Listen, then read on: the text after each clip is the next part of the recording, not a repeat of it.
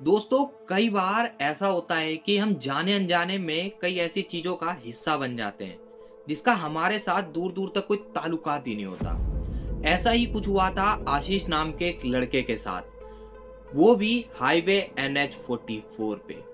आखिर उस रात को याद करके आशीष के आज भी रोंगटे क्यों खड़े हो जाते हैं?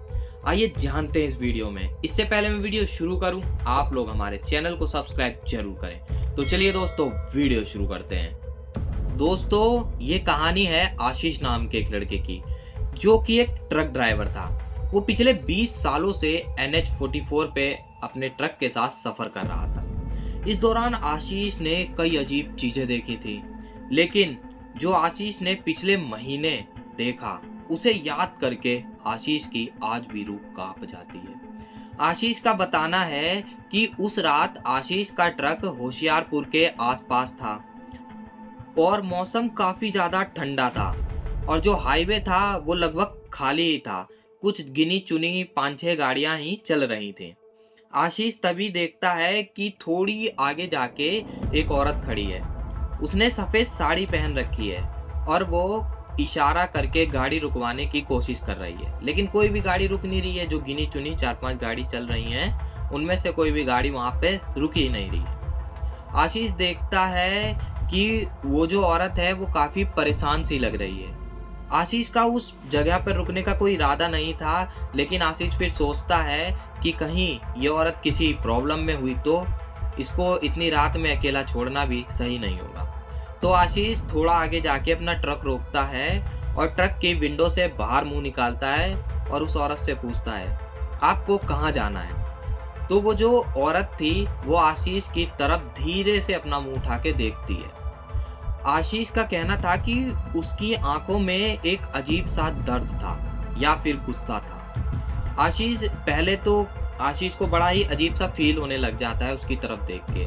तभी वो लड़की बोलती है कि मुझे आगरा जाना है। आगरा का नाम सुन के आशीष थोड़ा सा हैरान हो जाता है, क्योंकि NH-44 के किसी भी हिस्से से आगरा जाना काफी दूर था। तो आशीष कहता है, चलो ठीक है, तुम्हें आगरा जाना है, मैं छोड़ दूंगा, आओ ट्रक में बैठ जाओ। वो लड़की बिना कुछ बोले चुपचाप ट्रक के कैबिनेट में आके बैठ जाती है। जब से वो लड़की ट्रक के कैबिनेट में बैठी हुई थी, तब से ट्रक के अंदर एक अजीब सी ठंडक थी। जो बाहर ठंडक थी, उससे कुछ अलग सी अजीब सी अंदर एक ठंडक थी। वो औरत ट्रक के कोने में चुपचाप से बैठी हुई थी और वो रोड को देखती जा रही थी। तभी आशीष उसे देखता है तो सोचता है, क्यों ना इससे छोटी मोटी बात स्टार्ट करी जाए ताकि इसका मन लगा रहे, क्योंकि रास्ता जो था वो काफी ज्यादा लंबा होने वाला था। अब आशीष उससे बात स्टार्ट करता है, उससे उसका नाम पूछता है। तो वो जो औरत थी वो आशीष को अपना नाम माया बताती है। आशीष जैसे इस नाम को सुनता है तो आशीष को ऐसा लगता है कि ये नाम कुछ सुना सुना सा है, लेकिन अंदर से आशीष को कुछ अजीब सा लग रहा था कि जैसे कुछ तो यहाँ पे गलत है। तभी आशीष अपना ट्रक ड्राइव करने लग जाता है आराम से। अब 1 घंटा करीब बीत चुका था। अब आशीष एक जंगल के पास से गुजर ही रहा होता है, तभी आशीष को ट्रक के पीछे से किसी के हंसने की आवाज आ रही होती है। आशीष पीछे मुड़ के देखता है तो पीछे कोई भी नहीं होता। तो आशीष सोचता है कहीं ये मेरी थकान की वजह से वहम हो रहा होगा।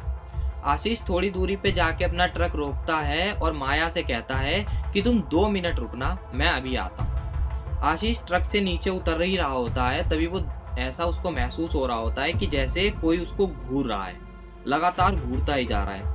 आशीष पीछे मुड़ता है तो देखता है माया उसको बिना पल के झपकाए घूरे चली जा रही है। माया का जो फेस था वो एकदम से सफेद पड़ा हुआ था। ये देखकर आशीष काफी ज्यादा डर जाता है, लेकिन आशीष बिना कुछ कहे उतर के ट्रक से वॉशरूम चला जाता है। अब जब आशीष वॉशरूम से वापस आता है और ट्रक स्टार्ट करता है तो माया जो थी वो आशीष से कहती है, क्या तुम इस सफर को कभी खत्म कर पाओगे? ये सुनकर आशीष घबरा तो जाता है, लेकिन वो आराम से अपना ट्रक चलाने लग जाता है। माया बैठे बैठे थोड़ी दूर तक फिर आशीष से कहती है कि मैं तुम्हें एक अपनी पुरानी कहानी सुनाती हूँ। आशीष पहले सोचता है कि इसको आखिर क्या हो गया, लेकिन फिर आशीष इस बात पे ध्यान नहीं देता है और उसकी कहानी सुनने लग जाता है। माया बताती है कि कई साल पहले मुझे मेरे पति ने मार दिया और मुझे मार के एक जंगल के पास फेंक दिया था। मेरी लाश उस जंगल के पास मिली थी। अब आशीष को समझ आ रहा था कि जो माया है वो एक चुड़ैल है। आशीष अपने ट्रक का ब्रेक लगाता है और माया से ट्रक से उतरने को कहता है। आशीष उससे बोलता है, मुझे समझ में आ गया है कि आखिर तुम कौन हो। माया जो थी वो एक अजीब सी हंसी हंसती है और आशीष से कहती है कि मैं तुम्हें कुछ भी नहीं करूंगी, तुम मुझे उस आदमी के पास ले जाओ जिसने मुझे मारा था। आशीष को काफी ज्यादा डर तो लग ही रहा था, लेकिन वो कुछ हिम्मत जुटा के माया से बोलता है कि आखिर वो कौन था। तो माया उसका नाम बताती है, रघु। रघु नाम सुन के आशीष की रूह कांप जाती है, क्योंकि जो रघु था वो आशीष का बचपन का दोस्त था, जो कि अब दूसरे शहर में रहा करता था। आशीष को कुछ समझ नहीं आ रहा था, लेकिन फिर जो माया थी वो बोलती है कि अगर तुम मुझे रघु के पास नहीं ले जाओगे तो मैं तुम्हारा पीछा नहीं छोड़ूंगी। आशीष को कुछ समझ तो आ ही नहीं रहा था कि अब आशीष करे तो क्या करे, लेकिन तभी आशीष रघु के घर की तरफ अपना ट्रक मोड़ देता है और कुछ देर बाद वो लोग रघु के घर पहुंच जाते हैं। माया अब उससे बोलती है आशीष से कि तुम यहीं पे रुकना, तुम अंदर मत आना। माया आराम से ट्रक से उतरती है और रघु के अंदर घर के चली जाती है और आशीष घर के बाहर ही था। तभी आशीष को बड़ी तेज किसी की चिल्लाने की आवाज आती है। आशीष भागते हुए घर के अंदर जाता है तो वो देखता है रघु जमीन पे पड़ा हुआ है। डर के मारे रघु का चेहरा सफेद पड़ा हुआ है एकदम से।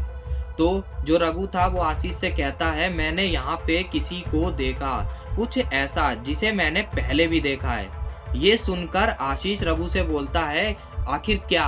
तो वो बोलता है, ये वही औरत थी जिसे मैंने अपने। इतना बोलने के बाद रघु चुप हो जाता है। आशीष भी उससे कोई सवाल नहीं करता है, क्योंकि आशीष को माया ने सब कुछ पहले ही बता दिया था। अब जो आशीष था वो रघु को गले लगा लेता है और आशीष अपने साथ रघु को ट्रक में बैठाता है और अपने घर ले जाता है। अब जो रघु था वो आशीष के घर आ चुका था। कुछ देर आराम करने के बाद आशीष से रघु एक सवाल करता है कि तुम आखिर मेरे घर के बाहर क्या कर रहे थे। अब इस सवाल का जवाब तो आशीष के पास भी नहीं था। आशीष एकदम से चुप हो जाता है और रघु को बिना कुछ बताए चुपचाप वहां पे बैठा रहता है। दोस्तों, आपको ये वीडियो कैसी लगी हमें कमेंट में जरूर बताएं और हमारे चैनल को भी सब्सक्राइब जरूर करें। तो इसी के साथ आपसे मिलते हैं नेक्स्ट वीडियो में।